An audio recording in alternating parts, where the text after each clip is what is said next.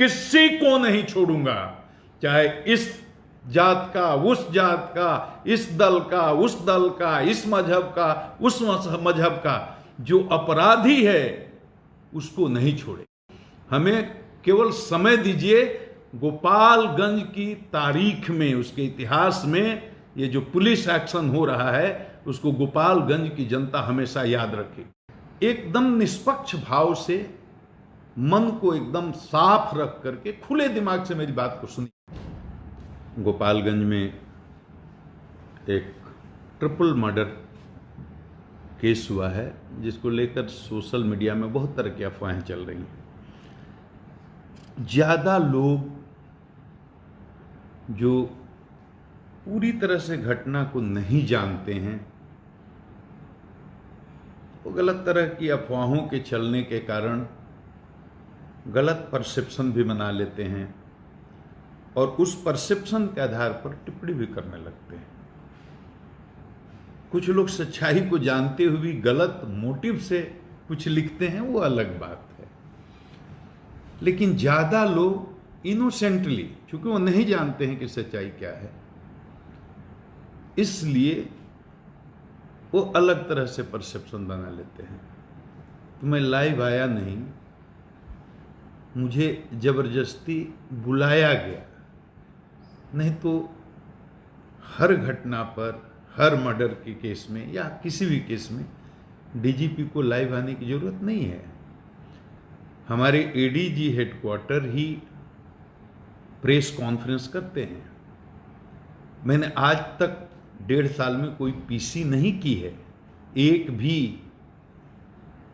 Police मुख्यालय से ADG headquarter police विभाग के प्रवक्ता हैं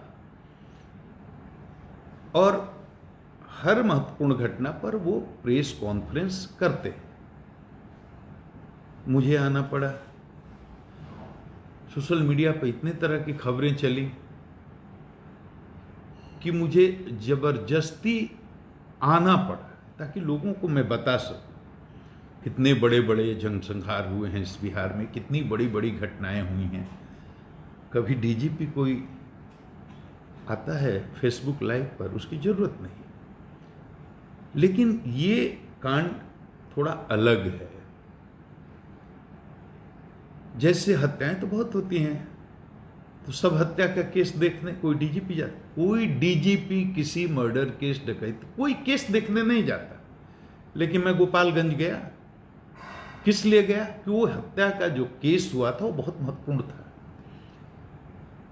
5 बच्चे हैं, 3 मुसलमान के हैं, 2 हिंदू के हैं, 5 माइनर हैं, आपस में खेलते हैं, एक साथ घूमते हैं, बहुत गहरी दोस्ती है।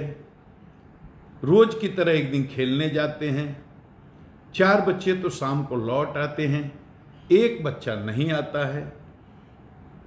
बच्चे के घर के लोग पूछताछ करते हैं, ये चारों बच्चे झूठ बोलते हैं। कड़ाई से पूछताछ होती है तो सुबह बताते हैं एक बच्चा नदी में डूब गया। आगे आगे आते हैं, पीछे से पूरा गांव आता है, उस पर तो अनुसंधान चल रहा है, डूब गया या डुबाया गया। लड़के के पिता ये प्राथमिकी दर्ज करते हैं कि इसको मार करके डुबा दिया गया और चारों दोस्तों को अभियुक्त बनाते हैं, 2 और को बनाते हैं। अब मार कर डुबा दिया गया या डूब करके मरा। लेकिन कहीं दिल्ली से बैठे बैठे कोई न्यूज चला देता है कि बालक की मस्जिद में बलि दे दी गई। अब इतना बड़ा हंगामा मचता है, ये न्यूज इतनी तेजी से फैलता है कि पूरे गोपालगंज ही में नहीं, गोपालगंज के बाहर आसपास के पड़ोसी राज्यों में और दिल्ली तक बड़े बड़े लोग ट्वीट करने लगते हैं, प्रेस कॉन्फ्रेंस करने लगते हैं और बाहर ये परसेप्शन बनने लगता है गोपालगंज गांव के बाहर कि सही में किसी हिंदू लड़के की मस्जिद में बलि दे दी गई। डीआईजी को भेजता हूं, एसपी को बोलता हूं, वो भी जाते हैं, खंडन करते हैं, प्रेस को बताते हैं कि सांप्रदायिक मामला नहीं है, लेकिन कोई असर नहीं होता। मुझे लगता है कि पूरा बिहार कहीं ऐसा न हो कि फसाद में फंस जाए। मजहबी नफरत की आग में झुलस न जाए तो मुझे जाना पड़ता है। हर मर्डर केस में मैं थोड़े ही जाता, और मैंने वहां जा करके किस तरह से उस चीज को हैंडल किया। अगर मैं नहीं जाता और पूरे बिहार में ये आग लग जाती तो आज क्या हालत होती, इसका अंदाजा आप लगा सकते हैं। तो ऐसे विशेष मामलों पर मैं कोशिश करता हूं कि जनता को सच्चाई रख सकूं। अब ये बताइए कि मैं जो गोपालगंज के बारे में बताना जा रहा हूं, उसको पहले से अगर पूर्वाग्रह बना करके आप बैठे हैं किसी पक्ष या विपक्ष में, और आप ईमानदारी से निष्पक्षता के साथ मेरी बात नहीं सुनेंगे तो मेरी बात समझ में नहीं आएगी। और सबका अपना परसेप्शन है, अपना बिलीफ सिस्टम है, अपना एटीट्यूड है, अपना इंटेंशन है, अपना मोटिव है। उसी हिसाब से आप चीज़ों को जज करते हैं। उसमें आपका social background, family background, academic background, political background, cultural background, बहुत सारे बैकग्राउंड है, religious background, variety of factors, बहुत सारे कारण हैं जिससे आपका बिलीफ सिस्टम बनता है, परसेप्शन बनता है। तो आपका मोटिव पहले से अगर कुछ उल्टा होगा, या इसको अगर आप जात के चश्मे से देखेंगे, दल के चश्मे से देखेंगे, मजहब के चश्मे से देखेंगे, तो आप सच्चाई तक नहीं पहुंच सकेंगे। इसलिए मेरी प्रार्थना है, हाथ जोड़ करके मैं आप लोगों से सबसे निवेदन करता हूं जो हमको सुन रहे हैं, एकदम निष्पक्ष भाव से, मन को एकदम साफ रख करके खुले दिमाग से मेरी बात को सुनिए। क्योंकि मैं जो भी बोल रहा हूं डॉक्यूमेंट पर आधारित, तथ्य पर आधारित, तथ्य बोल रहा हूं, फैक्ट बोल रहा हूं, सच्चाई बोल रहा हूं। इसमें अपनी बात नहीं बोल रहा हूं। जो केस के बारे में गोपालगंज में 3 घटनाएं हुई हैं लगातार। इस तीनों को आप समझ लीजिए और तीनों की क्या स्थिति है उसको समझ लीजिए। उसके बाद आप अगर निष्पक्ष हैं तो आपको पूरी तस्वीर क्लियर हो जाएगी। 3/5/20 को एक मारपीट की छोटी घटना होती है जिसमें सतीश पांडे, मुकेश पांडे अपने गांव में किसी भगवान तिवारी को पीटते हैं और उसका एक मुकदमा होता है। उसमें उनका वारंट प्रे हुआ, अरेस्ट भी हो गए, वो तो बात अलग है। मैं हत्या की बात कर रहा हूं। सबसे पहले 9 मई को उचका गांव थाना में बरवा मठ के पास शंभू मिश्रा नामक एक व्यक्ति की हत्या होती है। इस शंभू मिश्रा की हत्या में 6 आदमी को नामजद अभियुक्त बनाया जाता है। इसमें 2 आदमी के विरुद्ध जांच में आरोप के लिए अभी साक्ष्य नहीं आया है। 4 आदमी के विरुद्ध साक्ष्य आया है। तो पहली हत्या, इसमें एक ही आदमी की गिरफ्तारी हुई है, 3 फरार हैं, 2 के खिलाफ साक्ष्य नहीं आया है। ये पहली हत्या है 9 मई को, जिसमें जो सतीश पांडे है उसके किसी नज़दीकी आदमी, जो बहुत दिन से बताया जाता है कि 30 साल से उनके साथ रहते थे, शंभू मिश्रा की हत्या होती है। ये पहली। उसके बाद ये बहुचर्चित कांड, ट्रिपल हत्याकांड की घटना होती है 24 मई को। ये हथुआ थाना में होती है। इसमें अपराधी आते हैं। अब घटना कैसे होती थी? अपराधी आते हैं। अपराधी का लक्ष्य क्या है? टारगेट कौन है? जयप्रकाश चौधरी। उनको मारने के लिए आते हैं। उतर के उसके बारे में पूछते हैं।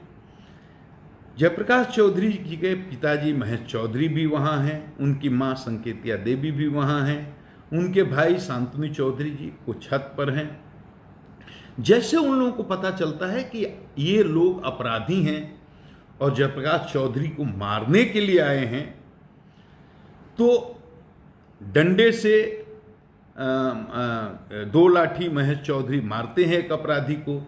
संकेतिया देवी अपने बचाव में ईंटा फेंकती हैं और ऊपर से शांतनु चौधरी अपने भाई के जीवन की रक्षा के लिए गाली देते हुए बोलते हैं मैं तुरंत उतरता हूं।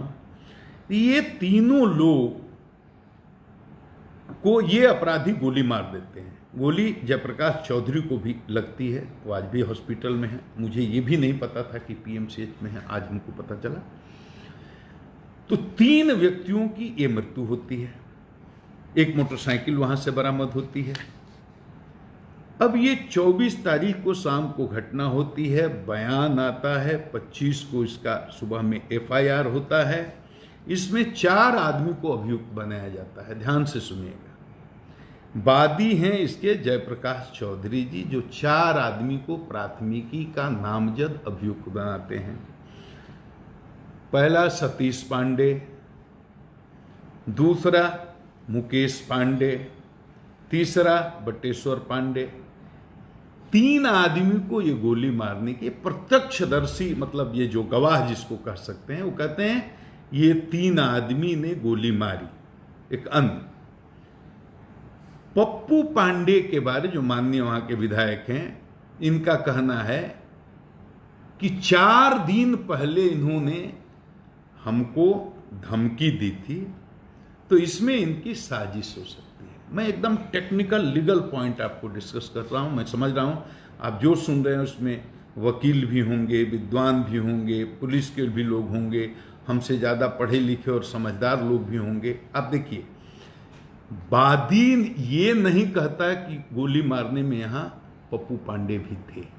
वो कहता है लिखित कि 4 दिन पहले हमको एक जगह पर मुकेश पांडे और पप्पू पांडे ने रोक कर हमको धमकी दी।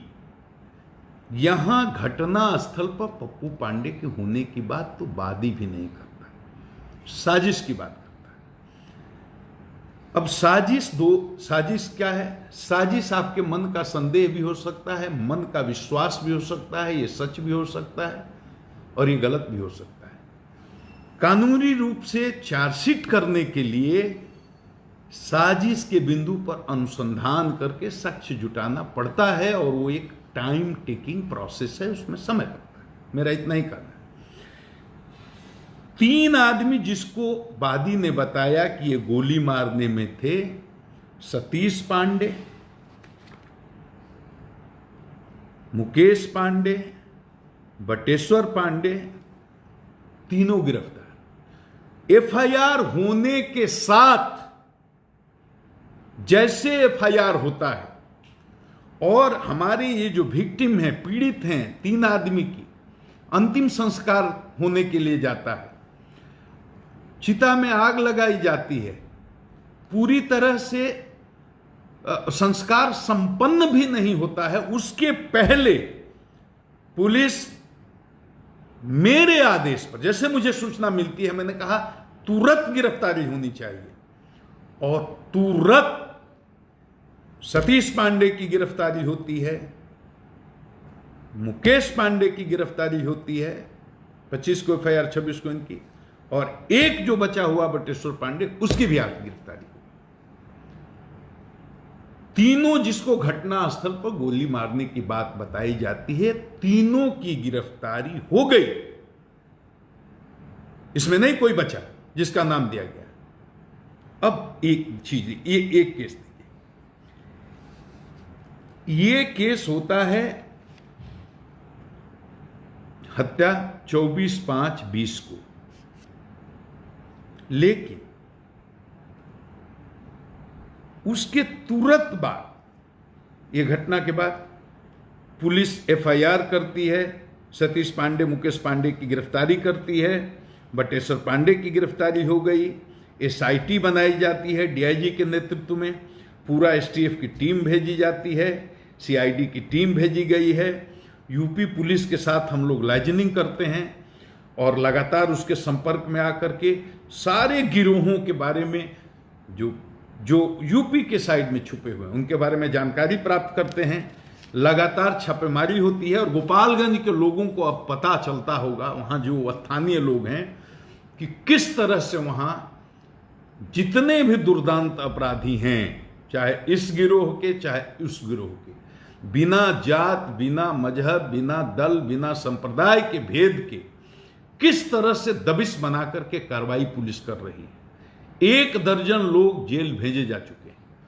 और आगे मैं इतना ही संकेत में बोल सकता हूं, हमें केवल समय दीजिए। गोपालगंज की तारीख में, उसके इतिहास में ये जो पुलिस एक्शन हो रहा है उसको गोपालगंज की जनता हमेशा याद रखेगी। किसी को नहीं छोड़ूंगा, चाहे इस जात का, उस जात का, इस दल का, उस दल का, इस मजहब का, उस मजहब का। जो अपराधी है उसको नहीं छोड़ेंगे, किसी भी कीमत पर नहीं छोड़ेंगे। लेकिन ये 25 को घटना, 24 को घटना होती है, 25 को लाश जलती है, 26 को फिर एक हत्या हो जाती है। वो होती है मुन्ना तिवारी की हत्या हथुआ थाना में, रेपुरा गांव में। और इसमें 4 आदमी को अभियुक्त बनाया गया है। 4 आदमी को जो अभियुक्त बनाया गया है उसमें से एक जयप्रकाश चौधरी भी हैं, जो वादी हैं। एक दिन पहले जो उनके भाई की, उनके मां की, उनके पिताजी की हत्या हुई, जिसमें साजिशकर्ता के रूप में पप्पू पांडे का नाम है, माननीय विधायक का, उसी तरह से उसके दूसरे दिन यानी 26 को जो सतीश पांडे के आदमी मारे जाते हैं, मुन्ना तिवारी, जो उनके मौसेरे भाई हैं, उसमें साजिशकर्ता के रूप में फिर जयप्रकाश चौधरी का नाम दिया जाता है कि चूंकि इनके माताजी, पिताजी और भाई की हत्या हुई, तो दूसरे दिन प्रतिशोध में इन्होंने सतीश पांडे के मौसेरे भाई मुन्ना तिवारी की हत्या करवा दी। मतलब लगातार देख लीजिएगा, मतलब मर्डर 5 होते हैं। 2 सतीश पांडे के लोग मारे जाते हैं और 3 दूसरी तरफ मारे जाते हैं। लगातार 9 तारीख को, 24 तारीख को और 26 तारीख, 2 सतीश पांडे के लोग मारे जाते हैं, 3 दूसरी तरफ मारे जाते हैं। अब जो जयप्रकाश चौधरी के माताजी, पिताजी और भाई की हत्या जो हुई है, उसमें पप्पू पांडे साजिशकर्ता के रूप में अभियुक्त बनाए गए, और सतीश पांडे के मौसेरे भाई जो मारे जाते हैं उसमें जयप्रकाश चौधरी साजिशकर्ता के रूप में अभियुक्त बनाए गए। उनको याद रखिए कि गोली भी लगी है, उनका इलाज भी चल रहा है। तो घटनास्थल पर तो ये भी नहीं थे, तो बिना अनुसंधान किए साजिश के बिंदु पर विधायक पप्पू पांडे को जेल भेज दिया जाए, बिना अनुसंधान किए सिर्फ एफआईआर में नाम आने के आधार पर साजिश करने के आरोप में बिना साक्ष्य जुटाए जयप्रकाश चौधरी को भी जेल भेज दिया जाए। ये दोनों बिंदुओं पर अनुसंधान चल रहा है। बाकी ट्रिपल मर्डर केस में गिरफ्तारी के लिए कोई भी बाकी नहीं है। और गोपालगंज से हम हाथ जोड़ करके करबद्ध प्रार्थना कर रहे हैं, आप किसी जाति के हों, किसी दल के हों, किसी मजहब को, अपराध और सच बोलना सीखिए, सच का साथ देना चाहिए। अपराध और अपराध की संस्कृति के खिलाफ मैं आज से नहीं लड़ रहा हूं। मैंने 33 साल की सेवा कंप्लीट की है और हमने अलग अलग मुख्यमंत्री के साथ काम किया है। हमने माननीय लालू प्रसाद यादव भी हमारे मुख्यमंत्री रहे, माननीय श्रीमती राबड़ी देवी भी हमारी मुख्यमंत्री रही, और अब माननीय हमारे नीतीश कुमार मुख्यमंत्री। मैंने व्यक्तिगत रूप से आज तक, मैं विनम्रता के साथ कहता हूं, केस का रिकॉर्ड खत्म नहीं होता, वो आज भी होगा। 10 जिलों में एसपी रहा हूं, 20 जिलों में मैंने डीआईजी के रूप में, आईजी के रूप में सेवा दी है, लगातार फील्ड में रहा हूं। और मैं यही कहूंगा कि एक भी कोई केस का उदाहरण आप निकाल लीजिए जिसमें हमने किसी दोषी को, गुंडा को, कातिल को, अपहरणकर्ता को, अपराधी को, संगठन का, गुंडों का गिरोह चलाने वाले को छोड़ दिया हो, या एक भी उदाहरण दीजिए जिसमें किसी निर्दोष को मैंने जानबूझ करके जातिगत भावना से या दलगत भावना से किसी को फंसा दिया। एक भी उदाहरण नहीं करने, ऐसी जलीलत वाली नौकरी छोड़ दूंगा मैं, एक भी उदाहरण। किसी अपराधी को, अपहरणकर्ता को, क्रिमिनल को कभी संरक्षण दिया हो? किसी मामले में कभी कोई जात पात के नाम पर मैंने भेदभाव किया हो? मैंने तो 33 साल में अपनी जात का एक आदमी अपने साथ बॉडीगार्ड के रूप में आज तक नहीं रखा। मेरे साथ मुसलमान होते हैं, दलित होते हैं, यादव होते हैं, दूसरी अति पिछड़ा कास्ट, मैं तो ये सब सोचता भी नहीं। लेकिन जिस भाषा में आप समझना चाहते हैं उस भाषा में समझा रहा हूं। जात, दल, मजहब, संप्रदाय के आधार पर कभी भेदभाव मैंने किया?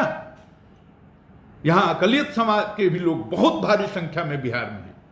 मैं चुनौती देता हूं एक एक आदमी को, 33 साल में कहां कहां एसपी रहा हूं, आपको सबको पता है।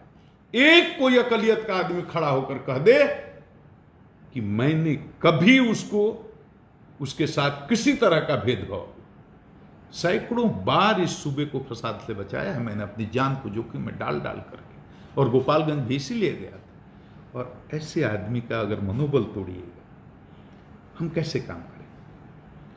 कभी किसी दल का कोई जनप्रतिनिधि हमसे मिलने आया हो, मैंने उसका स्वागत नहीं किया हो, मैंने उसकी बात नहीं सुनी हो, मैंने उसका सम्मान नहीं किया हो।